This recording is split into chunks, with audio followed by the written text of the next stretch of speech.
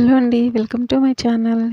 ఈరోజు చేపల పులుసు ఎలా పెట్టాలో మా అత్తయ్య స్టైల్లో మీకు చూపిస్తానండి. చాలా సింపుల్గా ఈజీగా అయిపోతుందండి. ఒకసారి చూసేద్దామా? నచ్చితే మాత్రం లైక్ చేయండి. ముందుగా చేపలని శుభ్రంగా కడిగి తర్వాత ఉల్లిపాయలు పచ్చిమిర్చి చిన్న చిన్న ముక్కలుగా కట్ చేసుకోవాలి. తర్వాత గ్రేవీ కోసం మనం మసాలా ప్రిపేర్ చేసుకుందాము. కావాల్సినవి కొబ్బరి, ఉల్లిపాయలు, అల్లం, చెక్క, లవంగ, జీలకర్ర, ధనియాలు ఈ మొత్తం మిక్సీ పట్టుకోవాలి.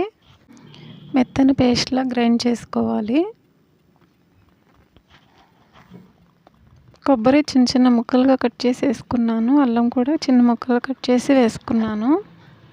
తర్వాత ఇలా మెత్తని పేస్ట్ లాగా చేసుకోవాలి.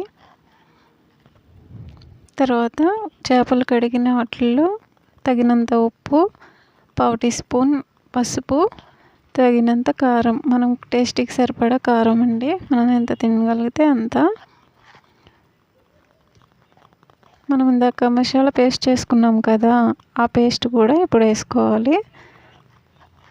ఉల్లిపాయ పచ్చిమిర్చి ముక్కలు కూడా వేసుకోవాలి.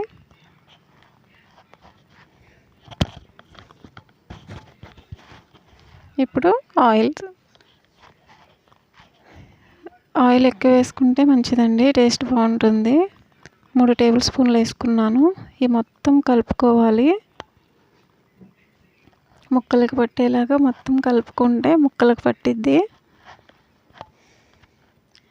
ఇలా కలిపిన తర్వాత చింతపండు పులుసు పోయాలండి. అరగంట ముందే నానబెట్టుకున్నాను. ఇలా గుజ్జు తీసుకొని మొత్తం ఇలా కలుపుకోవాలి. పిప్పు పారేసి గుజ్జు తీసుకున్నాను. ముక్కలు మునిగేంత వరకు వాటర్ పోసుకున్నాను. సింపుల్గా చేసుకోవచ్చండి. మా అత్తయ్య దగ్గర నేర్చుకున్నాను. నాకు రాదు ముందు చేపల కూర ఎలా ఉండాలో. మా అత్తయ్య స్టైల్లో చెప్తున్నాను. అంతే అండి, అయిపోయింది. ఉడుకుతుంది చూడండి. గ్రేవీగా కావాలంటే ఇప్పుడు కట్టేసుకోవడమే. లాస్ట్కి కొత్తిమీర, గరం మసాలా వేసి కొద్దిసేపు ఉడకనిచ్చి దింపేయడమే. ఈ వీడియో నచ్చితే మీకు లైక్ చేయండి. మీరు కూడా ఒకసారి ట్రై చేయండి. Thanks for watching.